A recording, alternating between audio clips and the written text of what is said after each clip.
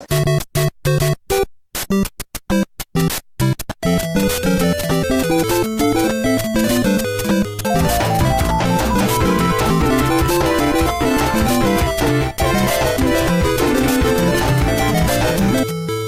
is what is coming at us.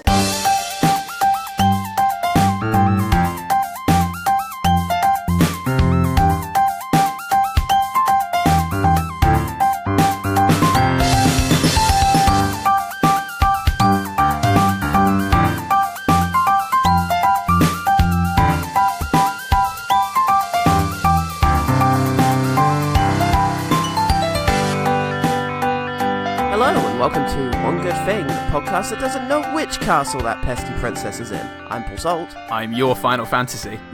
And today we're going to talk about Inky, Blinky, Pinky, and Mario. Because it's gaming. That's what it is, it's gaming. Game night. Game night. It's game night, everyone. No chicks allowed. Or interested. Electronic video games. Sexist. That are played via a personal computer, Apple Macintosh, bespoke gaming console, or a phone, I guess. Yeah, okay, well, I didn't understand any of those words until the last one.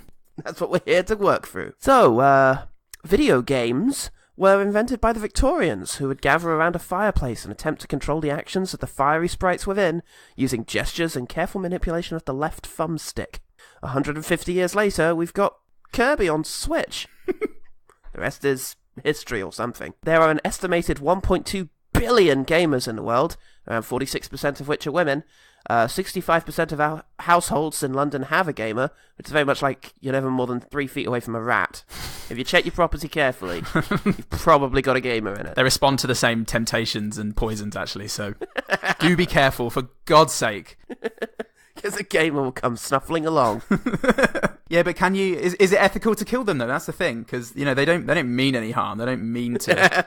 It's not their wreck fault. Everything, but no, it's not their fault. But you try and pluck a gamer in his snap neck from a trap on a Sunday morning, and then you're down behind the sofa, and it's like, oh look, I found his Sega Saturn. Oh god. Oh my god. This was his nest. It's so well used. Don't tell me that gamers can't feel too. Oh god. The average age of male gamers is 33, and women gamers 37. Ooh. Yeah, so it looks like in about... You see, most of my friends are female, so in about 7-8 years, yeah, that's gonna... Hey, Paul, have you heard of these new things called video games? In the middle of the night, just, hey, have you heard of Quake? It's really good. I'll send you over a patch. Am I saying it right? Patch? No, it's called a disc. What? That doesn't mean anything now. It's 8 years in the future. You're no longer into video games. You're into taxes. And hardline centrist politics. Love it. Love being a hardline centrist. What do we want? Yeah, well, it's complicated. Reasonable spending! Well, in addition to all of that, statistics also show that all of those people are gross nerds who still live with their parents and haven't had sex yet and can't even throw a ball good. Nerds. Yeah. Hate them. I hate them.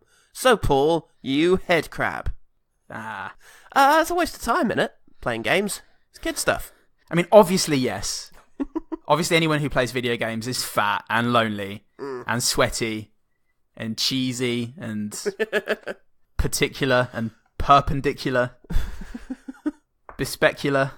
What was the question? For every one of these questions, there's always going to be a snarky, wanky counter question, as in, well, it depends what you mean by waste of time, doesn't it? Yeah. In the grand scheme of things, with the inexorable heat death of the universe, slowly approaching, I don't know if writing a book is really going to change all that much. So when I properly get into a game, and I think the last one that I was properly hooked on was, what was the last game I played at yours? Was it Wolfenstein 2 or was it? Wasn't it Shadow of War? Shadow of War, yeah, Shadow of War, and it's not quite a parabola because I start off, there's that learning curve and I start to spend more and more time incrementally on the game. Yeah. And then there's the peak when all I'm doing in my life is playing a game, and that's at the expense of writing, preparing for podcasts. but then it reaches a point where I think, oh shit, I've wasted my time. Why don't I go and create something and give back to the world? And then I complete the game very, very quickly and I go back.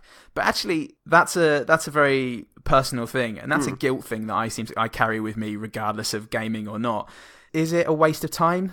I mean, if we really thought so, we probably wouldn't be doing a 17-hour podcast episode about it, would we?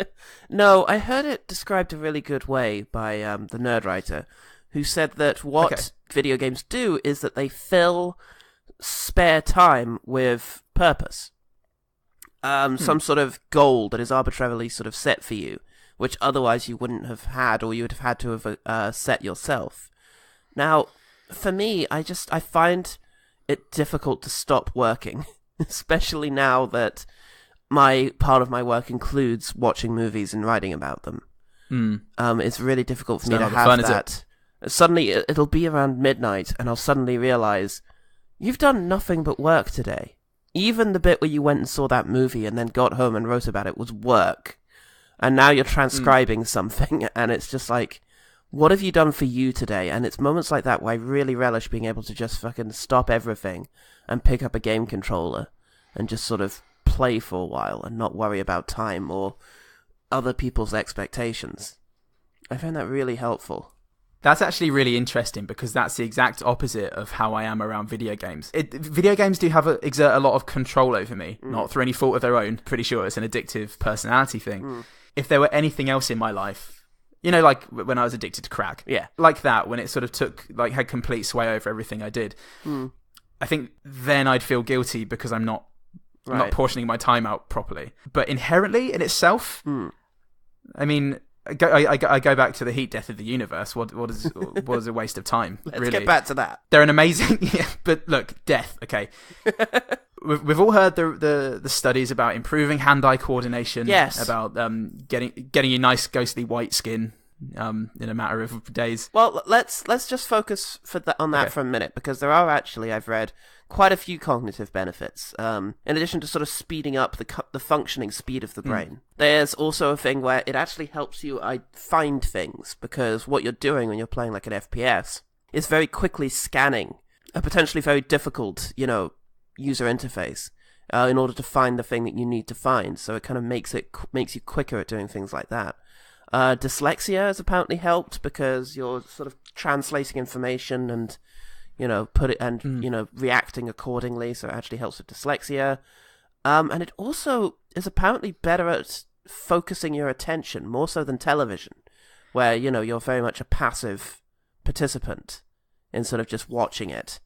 Whereas with video games, you sort of have to stay focused or you won't do very well. Now, this may be hearsay, but I'm pretty sure there was a study that mapped brain activity watching TV versus looking at a white wall. Yeah. And the whole idea of it was when you're staring at a white wall, your brain actually has to do some work, some leg work to think of things and to entertain yourself. Whereas a TV really does just pipe it into your mainframe.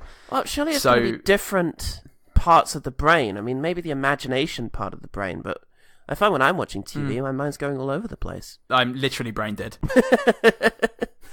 All the films I've seen, just, nothing in there anymore. But that was pretty good, wasn't it, Paul? Paul! Oh, he's okay. Yes? Oh, you just did it. Did the thing again. You did the death. He did the brain death thing. Oh. It's considerably more interactive than watching TV is. It even makes your eyes go weird if you're playing Guitar Hero for too long. And it looks like you're on acid when you're walking around your house for about 15 minutes afterwards. It's great. Well, it's interesting the ways in which games can affect your actual life. Like, you start looking at things in certain ways. People I think maybe this was nicknamed the Tetris effect for a while. That when playing Tetris, you'd start stacking things. For me, it was most palpable when I got stuck on Portal for a long time, and just wandering around, I'd think, that wall's portable. That one isn't. Like, I seem to remember you telling me, like, back in university when playing Call of Duty, you'd suddenly start looking around your environment for sort of snipers and such. Open windows would be perfect to lob a grenade in. It was like, brilliant, I could clear a room out there. You're stealth walking around the university. I had it really recently playing Uncharted 4. Oh, yeah. Walking around Frankfurt with Nell and looking at little low-lying ledges outside walls and going, I could probably climb up that if I had my grappling hook with me. Yeah. I think that's true, because for me, I just go to all the times that gaming had a real positive impact on me. Had just, had a really emotional experience, perhaps more so than, certain films I've watched, and just, I find myself getting really invested. sometimes. And it's different if it's like a Ubisoft-style tick box exercise, where it's like, here's a map. All these areas are covered. Please uncover them and make all of these green dots go blue by doing a thing. And it's like, I like those games, but I usually acknowledge them for what they are, which is kind of like a Sudoku puzzle. It's just something to occupy your hands and mind, and those are distinct from the sort of really the experiences that you can have with a game.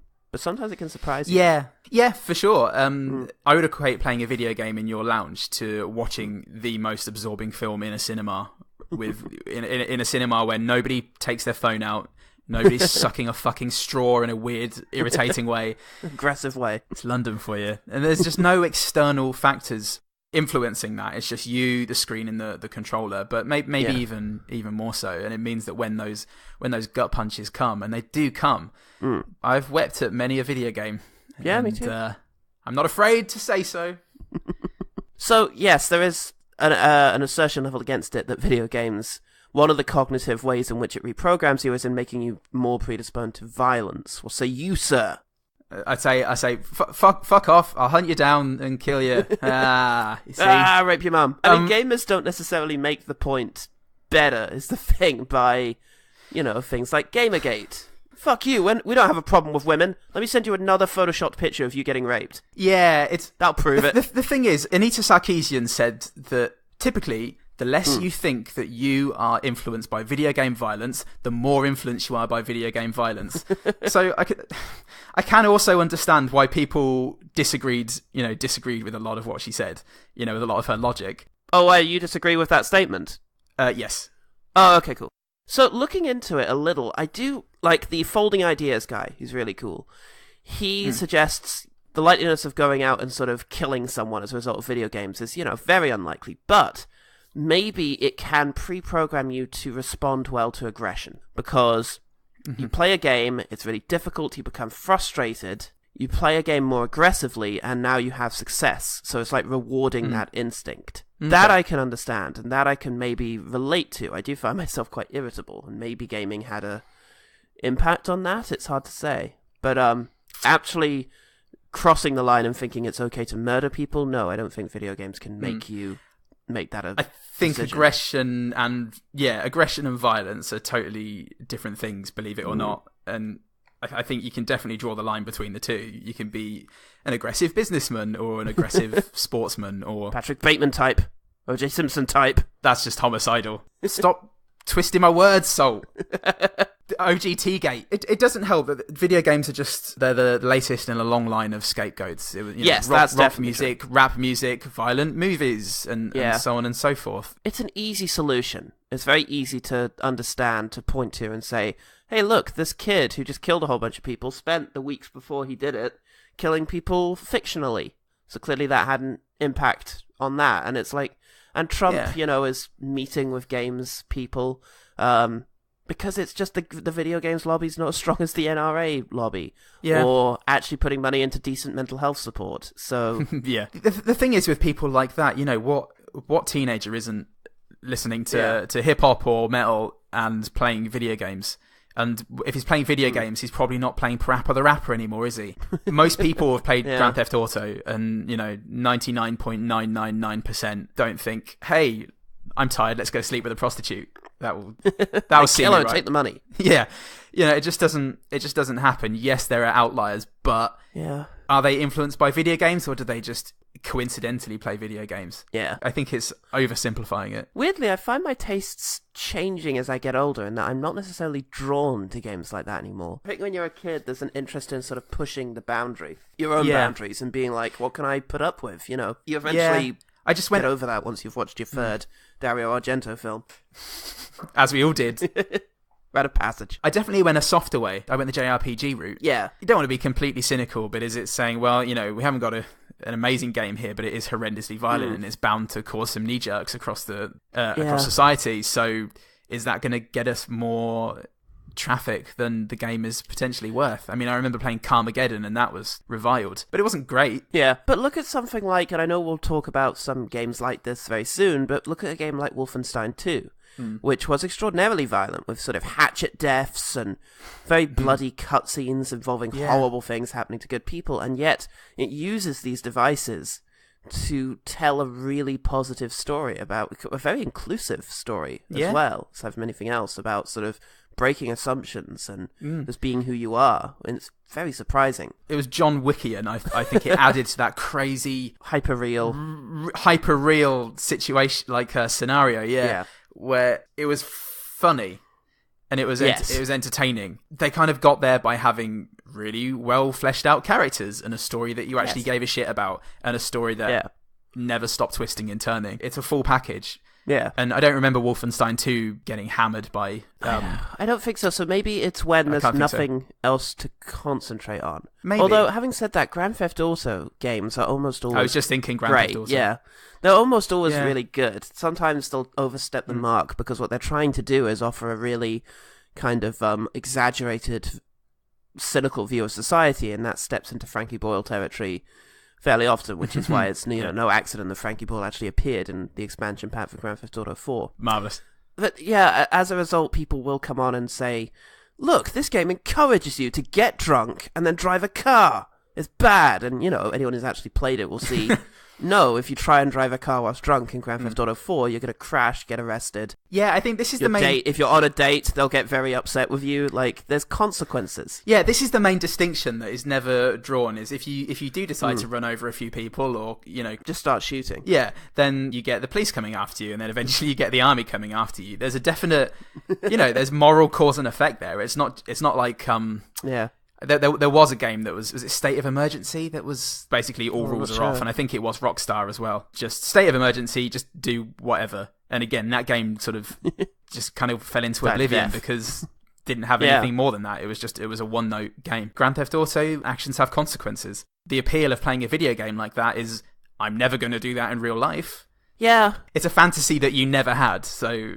There's a certain forbidden sort of fruit about it. There is. And if there weren't consequences, I don't think it would be terribly fun to play. Yeah. If you could just sort of veer off the road, run over a dozen people and come back onto the road again and just keep driving and nothing happens. Yeah. That would be tremendously boring.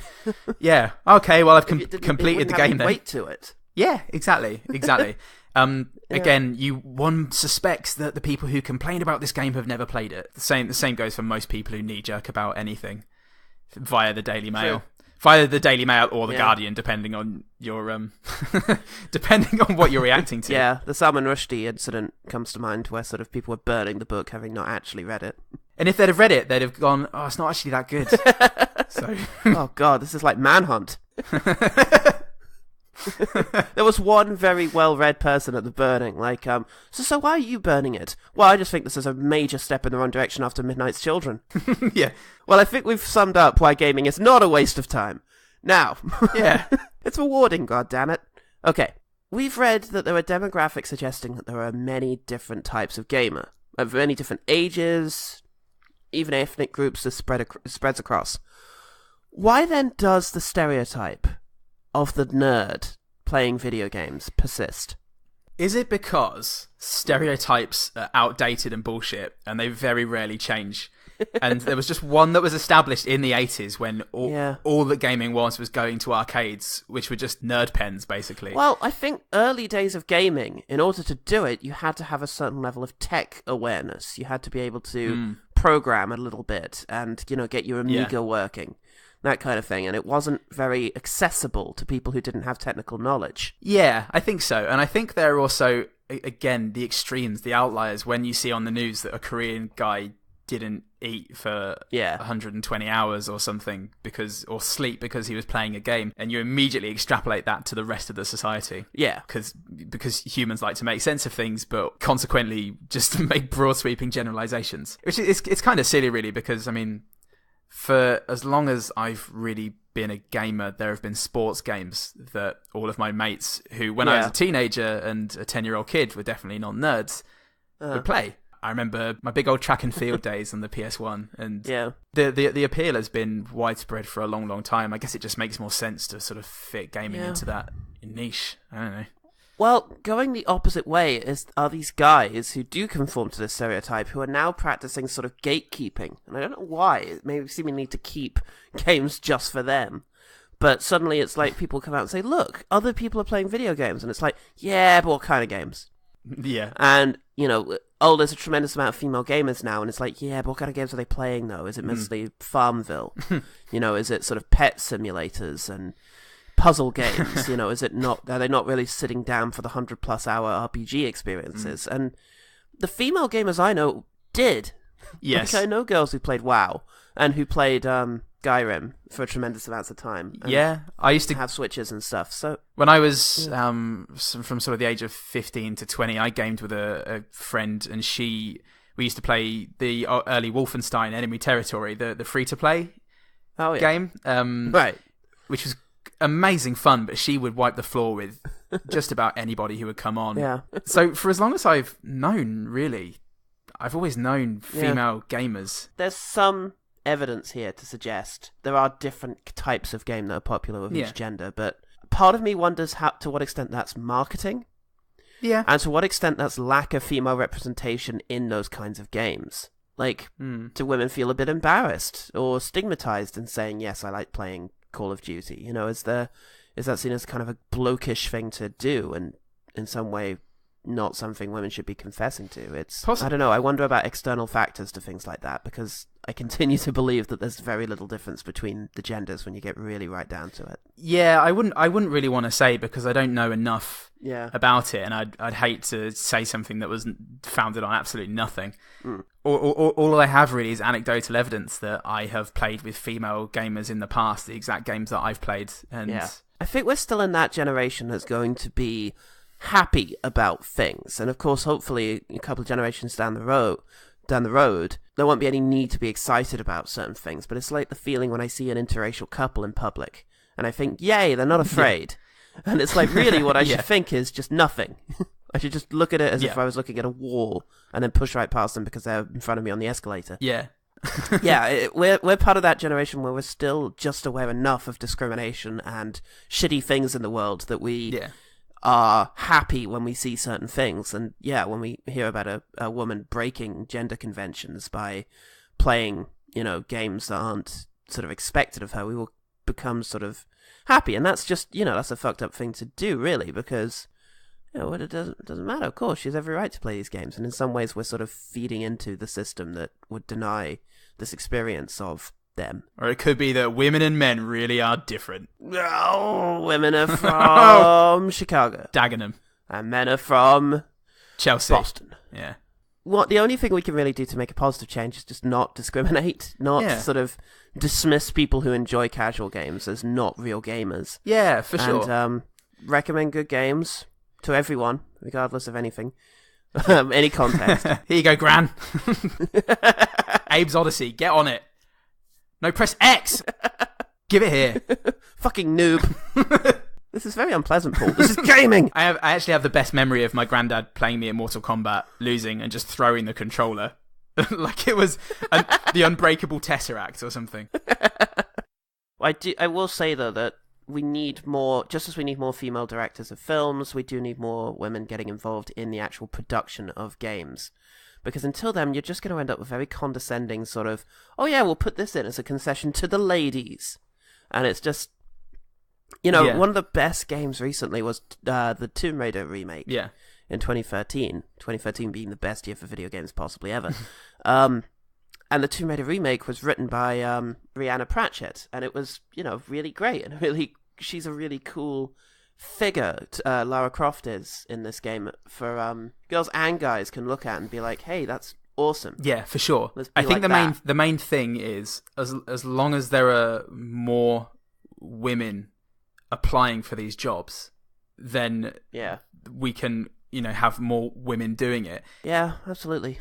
All right, well, let's move on to one of the trickier sort of discussions around video games that exists is the discussion of, can video games be art, or are they just a sport / pastime? Roger Ebert sparked a big sort of controversy back in 2005 when he said that video games can never be art, And the reason he gave was that no one, in or out of the field, has been able to cite a game worthy of comparison with the great dramaticists, poets, filmmakers, novelists, and composers. So that's kind of an elitist argument, because rather than saying the nature of interactivity is discounting this from being art, he's actually saying there just hasn't been anything good enough yet, which is incorrect. Yeah, and in even 2005 would have been incorrect as well. Yeah, I mean, I would just say that maybe Roger Ebert hasn't played all the video games, and never will. Yeah, especially now. Never did. That's it, because even at the time, like you say, there was stuff, but since then we've had, the rise of the indie movement and actual art games and sort of interactive art pieces, and there have been displays in the Smithsonian of video games, and there's so much that has happened since that might make him reconsider if he could. How do you define art? Well, I always thought of it as like a method of communication in which the artist tries to express a thought or a feeling or an idea. And the distinctions between a thought and an idea are manifold. I won't get into them here, but they're extraordinary. A diverse range of human activities in creating visual, auditory, or performing artifacts, expressing the author's imaginative or technical skill. Interesting. That's the distinction between a sort of artist and artisan there, I think, in expressing the author's technical skill in the same way that, oh, look at this guy. Look at the wicker basket this guy just made. It's a work of art. Oh, fuck me. That's a 5-star wicker basket there, son. So we're getting into whether or not something that's very well crafted can be art. Like, is Tetris art because of how elegant it is? It's not necessarily communicating an idea, but it's so perfectly made. It's communicating an idea of simplicity and a very Japanese style of internal decorating, maybe. Interior decorating, sorry. Internal decorating sounds horrible. Also Russian. But when you look at when you look at that, Russian, Japanese, some would argue both. I think you'll find you're splitting hairs, sir. There'll be riots in the streets. I'm going to cut it out, so I just say Russian for every adjective now and adjective noun. Yeah. The thing about this when you look at the it's Russian. It's Russian. I should have recorded more than one Russian. When you look at the dictionary definition there, that encompasses video gaming for me. It does. I don't know about you, but that just covers everything. Yeah.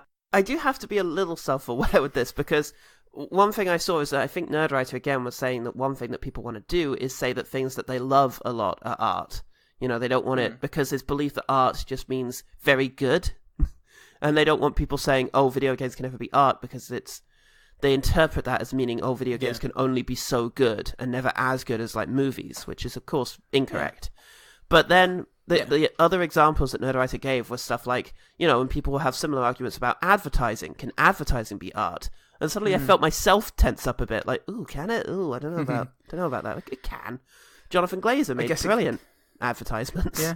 And it said articulating an idea, the idea of buy this. I mean, I guess it can be, and I think we can go back to our discussion of the Square as well in last week's episode, and the gentle poking of fun at modern art. A lot of people would even argue that modern art is not art, but I think it's safe. I don't think it needs to worry that much. It's pretty much art at this stage. But I would see that art, and I would see Transformers: The Last Night art. Unfortunately, I won't watch it. It's bad art, but I don't much like a lot of the art that I've seen in the National Gallery, for example. But it's still art.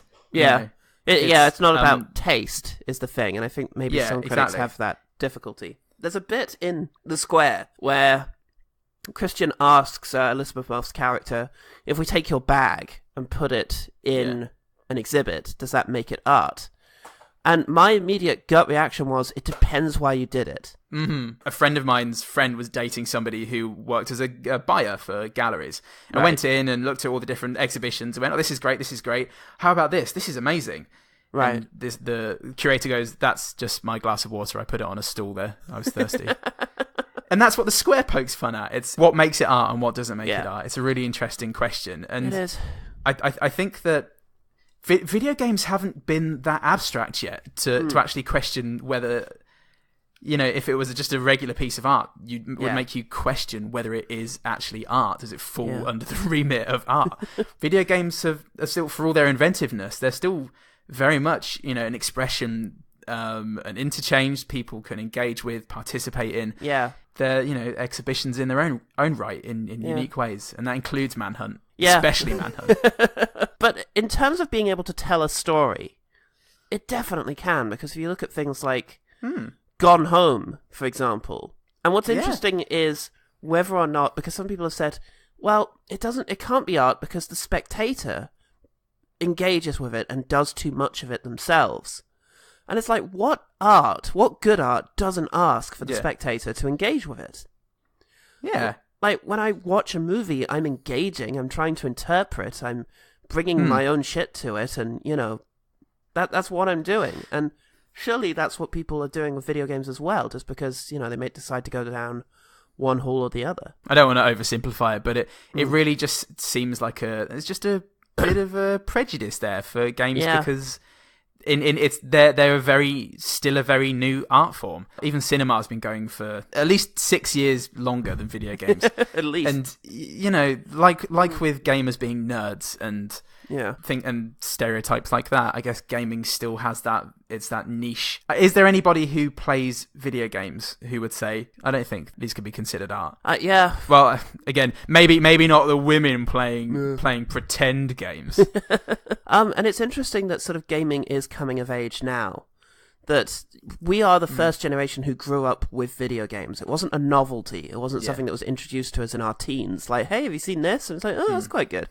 We grew up with them. Yeah. And they were just part of our lives. And now people our age are getting old enough to not only sort of work as programmers, but maybe even start working their way into management, into producing, into actually driving these games. And that can only be a good thing. And it really, if you think about it, with the movies parallel, we're in the 1920s. That's where we're at. So we're at German Expressionism, we're at D.W. Griffith, we're pioneers who are trying different ways of engaging people. But just think of the fucking future ahead of us if this is the parallel. We've not had our Goddard yet. Oh, God. The people who are going to make this art form great are still just playing it now. And it is great, is the thing. There's so many ways in which storytelling is being explored. Games like Her Story, which bring out just a brand new way of playing the game. It's just a really interesting way of exploring a narrative that I can't make any comparison with. What other... Like, how else would you tell this story? Have it as a film, where it's just like a series of 4 interviews with this woman, or maybe a book where they're just written out? Nothing would have this similar impact. And the same goes with Gone Home, where you're encouraged to explore an old family home. Yeah. What other medium could you tell a story like that in? Nothing that would be that interactive. There's nothing else out there like it, which you can say about any art form, probably. But everything has... if you want to really split hairs. But it all has its strengths and weaknesses. Every form, every kind of media. But none of them dismiss it from being art. No. And then when you look at all of the games that have come out and are continuing to coming out, and you see how they're pushing the envelope of what games can be, and they're taking genres and just chewing them up and constantly innovating and finding new interesting ways to interact with its audience. And you have a consumer audience who engage in these things and discuss them and come up with fan theories in the same way that films and TV are discussed. Yes, absolutely. And write fan fiction. And, people ape the art. People are influenced by it to create more of it. Yeah. And I guess you could say the same about a really great carpenter who's inspired you to make chairs. But but it's not just that. There's everything else that we've mentioned. Yeah. And that for me makes it art. I saw an article of Kotaku, which was arguing that there's a problem with video games being both an art and a product.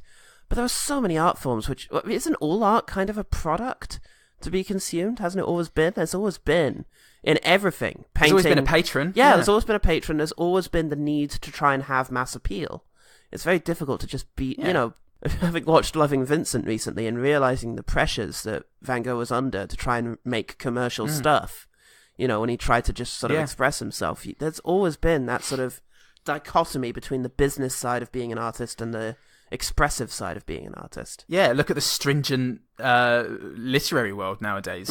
It's entirely about product and what's marketable. Yeah. Well, 99%. I think we've won this conversation, Paul. Well, one other thing is that there's an interesting dichotomy I've discovered between ludologists and narratologists. Okay.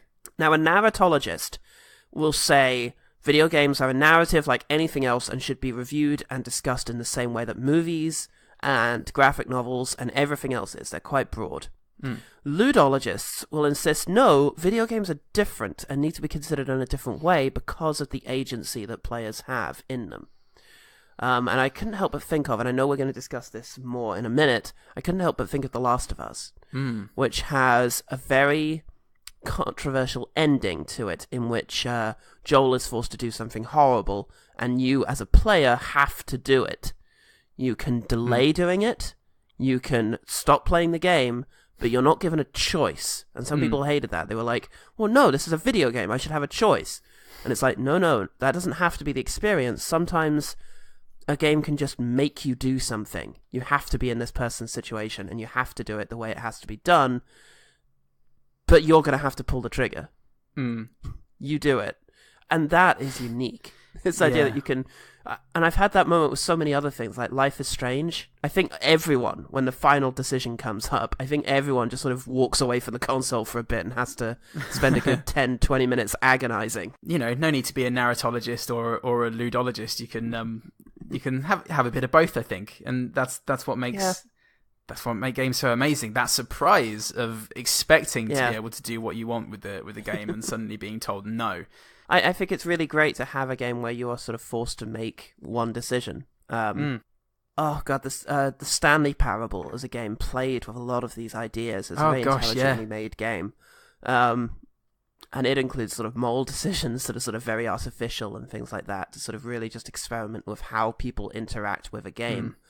And you have things like that. We have things that have such meta-narrative and self-awareness. It's an art. It really has to be. There's no other way of describing this. All right, well, just one or two other points on it being art before we move on. DLC, downloadable content. Yes. Extra little episodes, missions, things. They get released after the fact that sort of either tell a bit more of the story or... whatever. It'd be kind of like a director sort of, and I know Peter Jackson did do this in Lord of the Rings. He once said that he's probably the only director in the world who continued working on a movie after it won an Oscar. He went back to film more extended stuff before the Blu-ray release, the DVD release. So, kind of like that. DLC obviously is a bit notorious for actually making up part of the game proper, and well, there's cynical stuff behind it and positive stuff. Yeah. EA, but there's but I guess that is pretty much singular to games, with the exception of Lord of the Rings. Yes, which as a product makes sense, like as an expansion pack, trying to get more out of your thing. But as an art form, as an art piece, it doesn't have many parallels unless it's like an author returning to their work. If you think of people like Conan Doyle, who's sort of writing Sherlock, a story at a time, it's like, or Don Quixote coming out in chapters over a long time. I guess it's kind of like that, sort of just adding a bit more. Is it kind of like releasing Fantastic Beasts and Where to Find Them? It's just letting somebody go back into the world, you know, or a spin-off or something like that. It's very particular to video games. I was thinking Slade House to... Exactly, but better than that. Yeah. But good. Yeah, you can release DLC. You can add to the game after it's completed. That just makes it all the more immersive and engaging an art form for me. Absolutely. Well, finally, what about when it changes that art, though?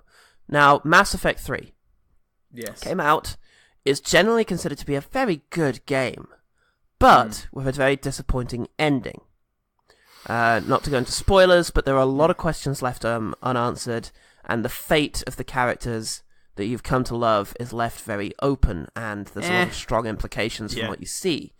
And also, people felt that a game that has so comprehensively rewarded player choices throughout suddenly provided just 3 endings that you could pick at will with no real impact from what you've done for the rest of the game. And that Yes. proved very controversial. There was a petition to have it changed, and it did get changed. They released DLC, which gave an extended cut, which gave a longer ending, which had more player choices represented, and basically a kind of Fallout 3-style montage of what the world is like. Okay. As well as answering a lot more questions. So, that's interesting, isn't it? It's very interesting. I mean, when people did that with The Last Jedi, I immediately poo-pooed it and said, well, it's just self-entitled. Yeah. Thinking that this is going to change anything and just trying to take the movie away from people. But I'm thinking they know better than the actual author. Yeah. And yet, with video games, whether because there is that interaction there is that route from gamer to developer, just through the console, through the internet connection. I don't know. It just seems everyone seems a lot more in touch with every level of it. Yeah. I mean, I signed that petition. It was 2012. I was, 6 years younger than I am now. Yeah. And I'm trying to think, if it happened today, would I still do it? Or would I say, no, I respect what they were trying to do? You'd just be disappointed. I did have problems with that ending. I found myself tearing up in the credits. And I found myself thinking during, it's so beautiful. That's why I'm crying right now. Oh, no, wait, it doesn't make any sense. We both put hundreds of hours into that trilogy. And yes. Hundreds, because I think I played Mass Effect 2 about 10 times. Yeah, at least. I played as a Paragon, I played as a Renegade. and I think it just felt cheap. If Lord of the Rings would have ended just before they got to Mount Doom, and then it cuts to Bilbo on the boat going, bye everyone, you'd go, oh, maybe I'm going to push for something more from this. You'd feel cheated after 12 hours of story. It's an interesting phenomenon that people felt that they could do that and were justified in doing that, for sure. And that it worked. And that the game is better for it, because I do prefer this ending. I think most people do. I think maybe just ultimately fans have a right to react. Like those Last Jedi guys have a right to fill in a petition. The director stood by what he did and said, no, we did the right thing. Disney stood by what the director did and said, no, we're not going to make this non-canon because a few thousand of you are saying, of the millions are saying that you disliked it. We're not going to change it. And I think the fact is, EA didn't stand by its guns. It said, okay, maybe we have room to expand here. And they didn't do so in a cynical, happy ending, everybody gets ice cream kind of way. It's still a dark ending. It's still kind of depressing. But it's much better laid out and makes a lot more sense. So maybe they just felt they needed to go back and just clarify it. It's an interesting way of sort of interacting between the artist and the art. And there are various directors who wishes that they could keep changing, George Lucas comes to mind, keep changing the piece once it's out there. But, nobody's asking for these changes. Okay, Chris Melasinos, writing for Time magazine, said, I believe that video games will prove to be one of the most important mediums of art that humanity has ever had at its disposal. There's so much interest here. There's so much good stuff happening, and so many ways in which it can interact with people. I feel like you just can't dismiss it out of hand. Nor should you say that it's for any one specific group of people, or that it's a waste of time, because there's just so much to explore for everyone. It's an art form still in its infancy. It's finding its legs, and it's already doing some pretty incredible things. And it must have been the same when cinema was stretching its legs and expanding its horizons. Television back in as well. 1978 when it started. When it just started, and it was just sort of quiz shows and the Queen's coronation. Who would have known that one day you'd have had Narcos? The rest speaks for itself. Beautifully said. Okay, now that we've defended the idea of playing games, perhaps we could make some suggestions as to the kind of games you all might want to have a go at. And what better way to do that than to have a look at a top 10 of sorts? Oh, we love that. Yay! Another one! Well, let's talk about some stuff that's not in the list, just to really test people's patience. There are no fighting games in my list, but I love fighting games. I'm not very good at them, I should say. It's kind of like racing games, and as much as I enjoy the experience of playing them, but I almost always hit that skill limit. I broke more than one controller playing Soul Blade, for sure. Tekken 2, I was quite good at. Tekken 2, Tekken 2 and 3, in fact, I was good at. And all the combos. 3 was my favourite. And I love the crazy campy story that follows it. Yeah. I think it's wonderful. The closest thing to getting into my top 10 was Mortal Kombat X, the last Mortal Kombat to be released just a few years ago, 2015, I think. What a fucking great game, because not only did it continue Mortal Kombat 9's really rich story with really interesting characters and questioning a lot of things like revenge and notions like that, 9 proved to be really progressive. A lot of people complained, hey, it's kind of weird how chesty all of the heroes of Mortal Kombat are in Mortal Kombat 9. You're telling a great story, but people are feeling weird about playing a really interactive, emotional story featuring a woman wearing a bikini. And they fucking listened, and they have really great characters in 9 that don't have their tits just out, and who, you know, there's a gay character in there, and it's not even like that's not their arc. It's just a thing about them, and it's really impressed and surprised by Mortal Kombat 10, and it's gory as fuck. Yeah. Great, which is what we like. Men, PS1 era, Medal of Honor, old Call of Duties. Right. There was that cinematic narrative to them. Yes. It all felt like who can do the beach sequence from Saving Private Ryan the best. Yeah. Real-time strategy games where you sort of command, deal with resources. There's kind of one on my list, but not really. I really loved Age of Empires when I was a kid, Age of Empires 2. The excitement of seeing a civilization grow and get better, and it's you who's doing it, is really exciting. Warcraft, Total War, Civilization. I love these games. Command and Conquer was mine. It was my jam as a kid. Yeah. One of the few times I played had LAN parties was for Command and Conquer, and I was horrendous at them. Yeah. Oh man, I got good enough that I could just build a massive wall around my enemy. I was the Donald Trump of that fictional fucking world. Oh, the killjoy of Command and Conquer. Haha, game's over. Age of Empires. They would just run out of fucking resources. It's the game equivalent of stabbing the ball. No more fun. I just want to say a quick love letter to Atari. It was the first console that I ever had. Oh, lovely. And I loved the GarageBand lo-fi cassettes that you played all these games off. The colours and the artwork were just so rich, and I have just amazing memories of waking up in the middle of the night, not able to sleep, and my dad coming up and us playing Black Lamp and Track and Field on the Atari, just until I got tired again.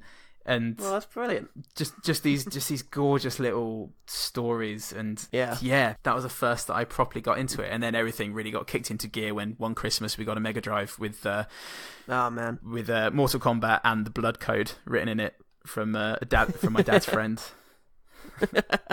Thanks, Graham. You made me. I'd like to make an honourable mention to just 2 franchises that are not in my top 10, but which I love. First of all, Legacy of Kain. I've always loved them because it had the richest story and just the most fun world. But gameplay-wise, like, you could make the best game ever made by taking bits and pieces from each one of them. Soul Reaver 2 is my favourite because I got it with my PS2, and it was just like the improvement in graphics was so extraordinary. It's really got a special place in my heart. The Arkham trilogy. Let's forget Origins for now. Yes. Arkham Asylum, Arkham City, and Arkham Knight. Fucking great games. Best superhero games. Oh yeah. Ever made. I love them, but again, not quite room. I love the mechanics. The combat mechanics were fantastic. Oh, man, and so influential. The voice acting. We got Mark Hamill. You know. He later came out and said he hated them all. Yay. Not canon. Okay. So let's talk about our top 10s. Do you want to lead? Well, my number 10 is Wolfenstein 2. Is it the New Colossus or something like that? Whatever. As we've mentioned before, it's this great, inclusive, funny, cool, violent video game with a fantastic story and characters you care about. Yeah. Great soundtrack and the kind of plot that just had me laughing through my hands like a spoiled child. Yeah. It was wonderful. It gets so ludicrous at times. It's beautiful. It's just endless fun. It really is. I love Wolfenstein 2. Yeah. Okay, my number 10 is Sonic the Hedgehog 2. I'm a big fan of Mario, I have to say. The war is over. We can all get together and be friends. And I'm really enjoying Super Mario Odyssey, which is a fabulous game. But yeah, Sonic the Hedgehog 2, best platformer for me. Pure nostalgia. You mentioned sort of the Atari being a sort of childhood thing. My first console was the Mega Drive. It's the most satisfying platformer. It introduces the spin dash, which has, been in every Sonic game since. And the speed of the thing with its blast processing on the Mega Drive is just fucking incredible. And finally, just the music by Masato Nakamura is best video game music. At least it should be counted amongst. Here's a clip.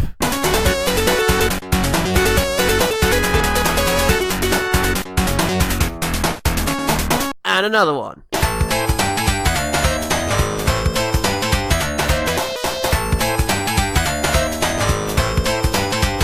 And one more.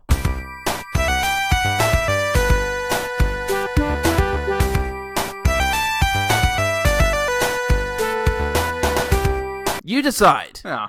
Based only on those 3 clips of Sonic 2. My number 9 is your number 7. Ooh, controversial. My number 9 is XCOM 2. A little cheesy to get this to XCOM 2 rather than XCOM 1, because really all it does is make a few gameplay improvements over the previous one, but this is the one I had the most fun playing. Gameplay is just the most rewarding ever. You control a squad, you move them in and out of cover, and you get them to shoot aliens. That really is it. Or you get them so that they automatically shoot an alien if it decides to move. It's turn-based. You play, then they play, character by character. And I just fucking love it. It's such a rich experience. It's probably the only game left in here. Sonic 2 and XCOM 2 are probably the only 2 games which are here solely on gameplay alone. There's no real narrative as such, and you don't know your characters. It's just such a fun game. My number 8 is What Remains of Edith Finch. Going through this abandoned house, finding out about Edith Finch and her family. Cursed family. Yes, an ancestor of that family. It's so inventive the way it tells the stories. It's heavily influenced by the medium in which the note is left, whether it's a journal entry or all the other ways it's done. But every level is more inventive than the last. The house itself is this magical kingdom that just keeps expanding and expanding. It's just such a joy to play. Yeah. It's about 4 hours long. You can do it in an evening. Yeah. And it's just gorgeous. It's gorgeous and it's tremendously sad and had me weeping like a twat come the end. Okay, my number 8 is Legend of Zelda Breath of the Wild. Definitely the newest game on the list, and as much as I haven't finished it yet. But I'm just loving it so much. So it has aspects of Zelda. It has these colourful characters. It has this incredibly intuitive and diversified control system. Yeah. With various different mechanics for climbing and jumping and platforming and all the rest of it. And it has a gorgeous sort of cel-shaded, brightly coloured aesthetic with a really diverse game world.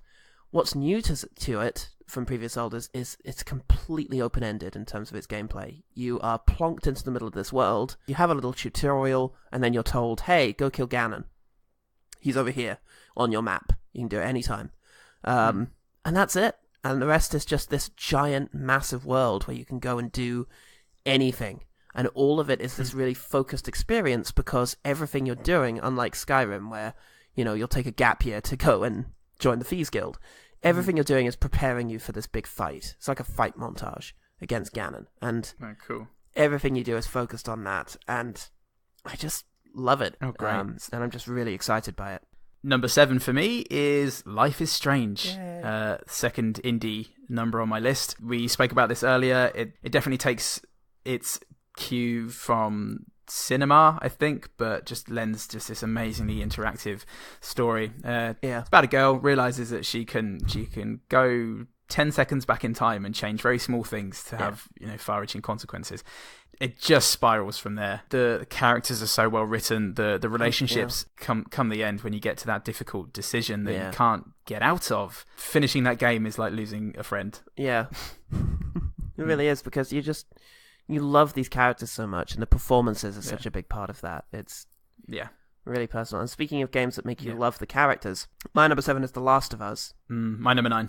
Yeah, I wanted to include a Naughty Dog thing in here, and The Last of Us for me just beats out just slightly the Uncharted games, just because Uncharted are more fun to play, I think, but The Last of Us just really had that emotional connection with me. And it's all about the character and the way that the gameplay supports that. I mean, the actual gameplay, there's some stealth stuff, there's some shooting stuff. It works well. It's all fine, but it's the way in which the gameplay encourages natural, organic interactions with Ellie. you're basically a guy. He's in the post-apocalypse. There's some terrible virus that's turning people into zombies. There are packs of, cannibals and, gangs and such. And you have found yourself in charge of a young girl named Ellie who needs to make it to this resistance base because she seems to be immune to the virus, and you're going to try and synthesize some sort of cure. So you have to walk through this beautifully decrepit landscape with her, learning about her. And the credit goes to Ashley Johnson, who sort of portrays the character, and to the people who designed the AI, which is perfect. There are so many little things. For example, at one point you meet 2 other survivors, and one of them, the little boy, picks up a toy, and he wants to take it with him, but his dad insists, no, we've got to keep moving. Ellie lingers behind, and for as long as you're watching her, she'll do nothing, but the second you look away, she picks up the toy. She absolutely will not pick it up if you're watching her. That's what it is for me, is it's just a beautiful way of telling its story. The relationship between the two is just, it's so well realised. Yeah. And you just end up caring deeply about it, as well as being scared to fuck throughout. Yeah. Oh, it's a spooky game. Oh, it's a horror game, by the way. My number 6 is your number 6, sir. Yes. BioShock Infinite. I was thinking about putting the first BioShock in originally, because it's one of the new wave at the time first-person shooters that really scared me and had such a great story, sort of fantasy sci-fi aspects with wonderful twists and just looked absolutely gorgeous. But in terms of story and gameplay, I think BioShock Infinite just pips it, because the gameplay itself is so engaging. There's just something so satisfying about leaping 20 feet into the sky and then coming down on somebody with a short range sort of, ballistic weapon and just blowing their faces away. And it looks incredible. Yeah. And the ending is one of the more devastating endings to a video game that I think I've ever experienced. Yeah, and it's worth noting that for a first-person shooter, you kill the last enemy about half an hour before the game actually finishes. The rest of the time you spend just sort of experiencing this metaphysical thing, and learning, the universe, the detail of the world. One of my favorite things about it is that you keep hearing these old-timey covers of songs like Tears for Fears, Everybody Wants to Rule the World, and Girls Just Want to Have Fun, REM. Everybody wants to rule the world.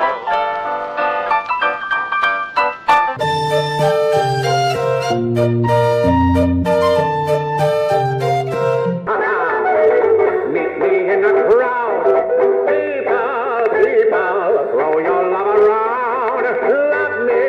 Love me. And the reasoning being is that the people of this world are stealing everything of worth from holes in time so they can hear music through it and just sort of recreate it, which is a beautiful little detail. And it's a commentary on America and the idea of colonialism and faith. There's so much going on in that game. Cool. You're number 5. Skyrim. Yay. NPCs have gotten a bad rap on OGT, but I mean everyone knows about Time Suck Tamriel. It's just it's one of the only game that once it loses its replayability for the narrative, it's just fun to grind. It's just so fun to like the mechanics of leveling up in several different ways as you sneak up on somebody and fire an arrow. Yeah. Then wait for that drum roll as you level up for several different reasons. It's so satisfying. It's an incredible fast story, and I didn't complete it actually because it glitched, but I would have. I've never played a game so expansive. It's just it's a landmark in gaming history, I think. Yeah, it really is. Okay, my number 5 is Grand Theft Auto Vice City. I'm a big fan of the Grand Theft Auto games, and other games, appealed, like GTA 3 and GTA 5, but GTA 5 always felt just a little too mean-spirited for my liking. And the thing about Vice City is, after playing GTA 3, which is set in this sort of drizzly New York replica Liberty City, coming to Vice City was just such a refreshing experience of this sort of replication of Miami. And rather than aping off of movies like Goodfellas and the like. Now you're involved in like Scarface and Carlito's Way, sort of an altogether sunnier experience of the life of crime. I love the city. I know it like my hometown. It's got the best story of one of these games, so it's got a really compelling lead, played by Ray Liotta, and the story of sort of rags to riches is really cool, and I really love the idea of building a little empire. You know, the moment in the game where you buy the Malibu, the big nightclub at the center of the thing, and then you buy the big mansion. Well, you get the big mansion by killing the person who previously had it, which is how mansions work. Getting the movie studio and just getting all these little bits and pieces and then doing missions to make them more profitable.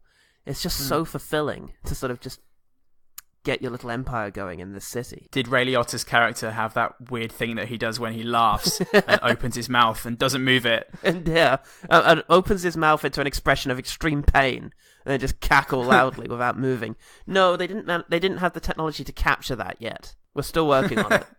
I mean, we don't have the words to describe it, so we can't really blame them. What's your number 4? Number 4 is The Witcher 3. Lovely. It is another one of those games with myriad options, far-reaching consequences. No two games are the same. God, it's just such a dense, deep story with incredible characters. Some shaky voice acting from time to time. It looks great. It's got It's like the primer of video games. There's so much to learn when you're doing it, but after a while, what seems like a steep learning curve just becomes natural, and you just live the life of this Witcher. It's continuing the story of the first two, but it has a real nice way of catching you up if you haven't played any of them before. Yeah. It's also got it's got a sex option where you can shag many of the people. It doesn't always end well, which I learned the hard way. But as in life. My number 4 is a slightly more limited experience, at least in terms of gameplay, but not psychologically. It's Silent Hill 2, my favourite horror game, beating out things like Resident Evil 2 and 4. The gameplay is tricky. It's sort of fixed camera, tank-style movements, can take some getting used to, not the best combat, but that's kind of the point, is you're a very helpless figure in this story. And what it's about is the psychology of the whole thing. Every foe that you face is some manifestation of James's... I should say so. The story is about James returning to a holiday resort that he went to with his wife, called Silent Hill. He has received a letter from her saying that she's waiting for him, the problem being that she died some years ago. So he goes to find out what the hell's going on and finds that the town is very unusual. There's a weird fog over everything that really hides the frame rate issues, which is strange for a small town. The draw distance, I should say. And he meets all sorts of eccentric characters, including a woman who looks exactly like his wife, and various other sort of horrific monsters that he has to fight. It's just a gorgeous game. It's taking influence. I've seen a video, actually, saying it's deeply influenced by Tarkovsky's Solaris, and there's definitely an angle to that. And it also takes some weird influences, like the wife and child of the thing are designed to look like the wife and kid from Con Air, with the outfits and everything, which is a weird touch. Necessary touch. A necessary touch. Yeah, and it's so great exploring and running around this little town, seeing these horrific things. It has Pyramid Head, one of the most iconic video game enemies ever, who represents James's sort of repressed sexuality and sort of maybe idealized version of masculinity that stalks him and threatens to penetrate him with his massive sword. There's a lot going on there, and it's a really just great horror game and a really great psychological experience. My number 3 is Uncharted 4, Thief's End. Woo. I have not played Uncharted 1, 2, or 3. And I love this all the same. Following on the story of Nathan Drake, apparently. I don't know. It is testament to its quality that I didn't need to play the first 3. It's Indiana Jones, the video game, done perfectly. The characters are great. It's funny. It's actually funny, and it made me like the characters. It was just fun from beginning to end. The gameplay mechanics were wonderful, and it had some really breathtaking sequences that I just wish that I could play it again for the first time, because it really wowed me. Yeah, it's a stunning game. It has such a versatile control mechanism. The gunfights feel good, the climbing feels good, the exploring feels good, and I really like how both Uncharted 4 and The Lost Legacy both had really great open worlds for you to sort of wander around and explore at various points. And I really appreciated the Ludo narrative dissonance Chivo that you get when you kill 1,000 people. Because he's such a nice guy. He's so nice. Oh, man. A great series of games. And I'm glad they made the fourth one because Uncharted 3 was a bit of a letdown in terms of the story. So, kind of a retread of Uncharted 2. So I'm glad that they came back and actually finished his story in such a satisfying way. Okay, my number 3 is Portal 2. Yeah, fantastic. I really love indie puzzle games like Braid and Thomas Was Alone. I don't think Portal 2 is indie. It was made by Valve, for God's sake. But I love puzzle games, and this is the most satisfying puzzler ever because the solving a puzzle feels fucking amazing. You play a character who's trapped in a lab with at least 2 psychotic AIs, and you have to try and escape. And you do so with a gun that allows you to shoot one portal into one wall and another portal into another. And all things are possible using these physics. Just using one to sort of propel yourself further or to redirect the flow of something. Portal 2 introduces lots of different mechanics with like different goos that you need to spread around the place that will force you to interact with them differently, like being bouncy or making you speed up. And it's just the best story. Portal 1 was a bit short, and it only hinted at the sort of lore behind it. In Portal 2, you sort of go climbing around the basement and discovering the past of Aperture Science and how GLaDOS became GLaDOS, and it's just, I love it. And she's with you for quite a bit of the game, and she's a great character. Yeah. I was researching sharks for an upcoming test. Do you know who else murders people who are only trying to help them? Did you guess sharks? Because that's wrong. The correct answer is nobody. Nobody but you is that pointlessly cruel. And Wheatley is so much fun. So funny. Is he played by Stephen Merchant? Or is it the other one, Greg Wallace? Yes. Wait, what if this hurts? What if this really hurts? Oh, I didn't think of that. Oh, it will. Believe me, it will. Are you just saying that, or is it really going to hurt? You're just saying that, aren't you? No, you're not. It is going to hurt, isn't it? Exactly how painful are we Ah! No, it's Stephen Merchant. Yeah. He's perfect in this for the role. It's such a fun story. Valve, man. Yeah. Oh, fuck. Half-Life 2. Oh, well. Well, fuck it. Probably should have been in my top 10. Let's just pretend. God, they banged on about Half-Life 2 for ages. That's true. Oh, well. What is number 2 for you, sir? What's much better than Half-Life 2 for you? It's your number 1. Better leave it then. My number 2 is Fallout 3, and specifically the Game of the Year edition. Okay. Gotta have those expansions. Right. It's such a rich RPG. In terms of developing your character and turning them into the person you want them to be, there's so many different options in terms of powering them up. Yeah, it was I should say this. It was this or Skyrim, really. They were very close, and I didn't feel I should have both. But Fallout 3 just pipped it for me, just because I have so many great memories associated with it. There's so many great side quests and little encounters and incidents that can happen in this rich world. Yeah. It's basically a post-apocalyptic role-playing game. That's kind of it. Your dad goes missing. He's Liam Neeson. And you have to go find him. Twist. Wow.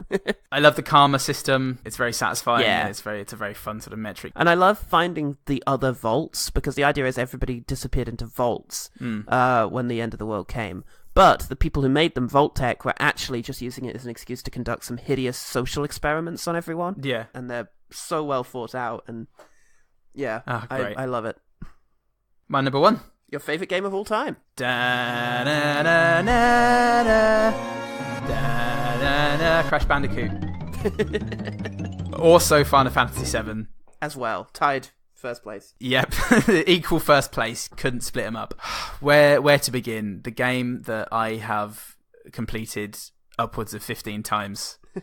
Like Christopher Lee and Lord of the Rings, I've played it once a year pretty much since it came out in 1997, I think. Can't stop Christopher Lee from playing Lord of the Rings. He loved it. But he also loved that Matrix game that came out. Just loved the bullet time. Just bloody loved it. He's like, look at this. I press a button and whoosh. No. Fucking terrifying. Now I control time. I'm the master. And then he did Control Time. Do you remember that? Remember when we had to capture Christopher Lee? Lee's time. Final Fantasy 7. It blew my mind when I was 11 or something. I also love Final Fantasy 8, but we agreed on one per franchise. Yeah. But it was the first RPG that I played knowingly, I think. Definitely the first one that I played knowingly. You got tricked into it a few times. I got tricked into Grandia and Alundra as well. Ugh, never made that mistake again. But it looks gorgeous. The characters themselves are these little blocky dudes, and they look a bit goofy, but they're these beautifully rendered 2D environments. It's a turn-based role-playing game. It's the best that the Final Fantasy battle system ever was. After that, they tried to overcomplicate it and then got rid of active time battles to begin with, which for me was one of the reasons I loved it so much. The soundtrack for me is the best movie soundtrack of all time. There have since been multiple orchestral recordings of it. It's really doing the rounds as, you know, something truly incredible, like this piece.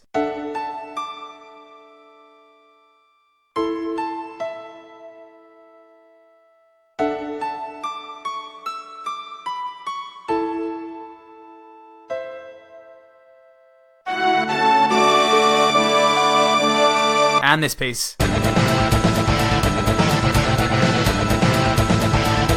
And this piece.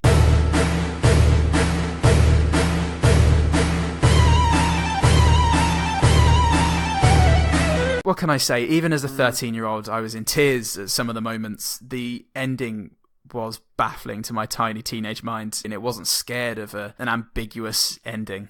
And a kind of dark ending, which surprised me at age 13. And I think I can talk about the ending in tone now, because I doubt anyone's going to go back and play it at this stage who already hasn't. I'm still waiting for you to play it, Paul, but I'll get there. Never mind. It's on the pile. Yeah. I've got to finish Dying Light 2 first. No, that's fair. But it's just everything that a game should be for me. When the story's that good, when you care that much about the characters, and when the battle system is so innovative, and everything just works, and the fact that I can play it time and time again. I don't need graphics, although at the time the graphics were groundbreaking, and one of the first games to be on more than one disc. It just did a lot of things, and yeah, absolutely. I sound like a Smiths fan now, but video games died after that. No, but it sure did. Yeah, just truly wonderful. Lovely. My favourite game of all time remains Mass Effect 2. My number 2.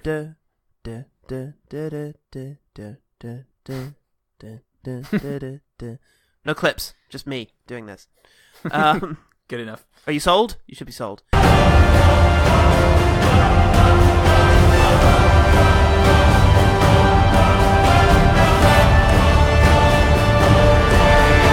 It's all about the world and character. You are Commander Shepard, you're in control of a ship.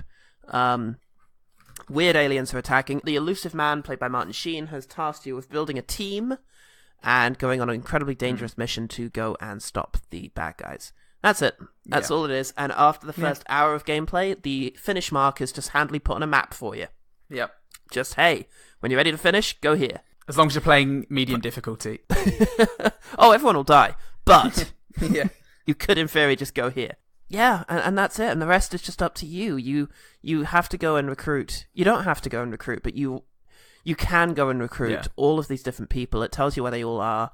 The characters are just what makes this for me. They're so fucking great. I love every member of that team. You can go, you can recruit them, you can have these sort of conversations with them, you can romance a few of them. Mm-hmm. The different races are so much fun. It's got a really great sense of humor, the whole thing. Yes, yeah. Stuff like the Eldar action movie. There's the Eldar, right? Who was it? The Hanar, who just say what they don't have any inflection in their voices, so they say it first. But yes. Elcor. Yeah. Fuck. Quietly angry. We do this by the book. You may carry the book, while this one opens another excretion vent on the Fortune Ambassador. Badassfully. Damn it. Yeah, it really is great. It's got a real great cast of voice actors, including Seth Green. Oh, yes, it's Joker. Yeah, it's Joker. The Joker. Yeah. What's... As Christopher Nolan's The Joker. Yep. Trisha Helfer as the ED, the AI on the ship. Oh, lovely. Yeah. And many others, I'm sure. But Martin Sheen, though, really does kind of steal the show as the sort of bad guy, the elusive man. Oh, who's so coolly confident. Really, it's really cool he agreed to do it. It's brilliant. He's just great in it. And it's just that's one of the first times that I realised, hey, video games can be art, because we've got Martin Sheen. That's how the dictionary defines art, where Martin Sheen is. Yeah. Soundtrack was great. I loved the Paragon Renegade it got more and more complex as the series went on, and I loved all the interventions you could make that would up your Paragon or Renegade score, which would sometimes be putting a hand on someone's shoulder and convincing them not to sacrifice themselves for a meaningless cause, or just punching a woman in the face, because space is progressive, right? It is progressive. It's very inclusive. It's for everyone.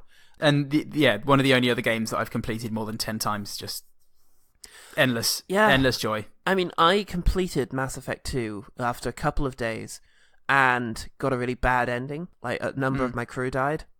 Yes. It should be said, the ending, how many of your crew members survive, depends on your actions within the game. Yeah. And I was sitting there watching the credits, and I looked it up, was like, hey, that's a pretty dark ending. Did everybody's love interest die? And they were like, no, you had to do better. Yeah, no, you did shit at the game. Oh, it was my fault she's dead. Yeah. Okay then, and I immediately started a new game, like straight away. And I can't think, I've done that maybe with one other game. Just started again right after the credits, just so I could do it right. And 3 days later, I got the best ending. Like, oh yeah. Suffice to say, so compulsive. That didn't happen with my game. Saved everyone, bitch. Killed everyone first time, left it. One and done. Shepard survived. That's all I matter. It's just him in a hero's return to Earth. Just him in a car, waving at a crowd. Garrus's hand hanging from his leg. Yeah, clapping uneasily. Oh, great. Those are our favourite games ever, probably. Let's talk about the one better thing. The one better thing. Movies, obviously. The one better thing. Thank you for listening to One Good Thing About Gaming. I hope you like this episode. It's the first of a short-run series we've planned to have a quick look at other media. Episode 77, we're going to look at music, I believe. Yeah. And then episode 87, we're going to have a look at literature. And we're going to just sum those up in the same way we just did for gaming. Yeah. No need to revisit any of that. So just to clarify, in any given 10 episodes, episode 0 is a defense of episode, episodes 1, 2, 3, and 4 are recommendations, episode 5 is something from the vaults, episode 6 is a thematic episode, episode 7 is different media for the next 3 decades, and 8 and 9 are very unique because those are regular episodes. Wow! I look forward to those. They're refreshing. Well, you say that. You know what we've chosen for next week. So don't go fucking giving it a big un. Giving it large. Or I'll have to show you. I'll show you the back of my hand, or maybe an open palm. Who's to say? Who is to say? Let's find out. Come back next week to find out what Goodman's got to show me. And it's not my balls. Glad I got to mention that once. Well, that just about does it. I'm Paul Salt. I'm Paul Goodman. And remember, one good thing about video games is that it does momentarily distract you from how utterly fucking meaningless everything is. Or maybe it enhances that. Either way, it's a good.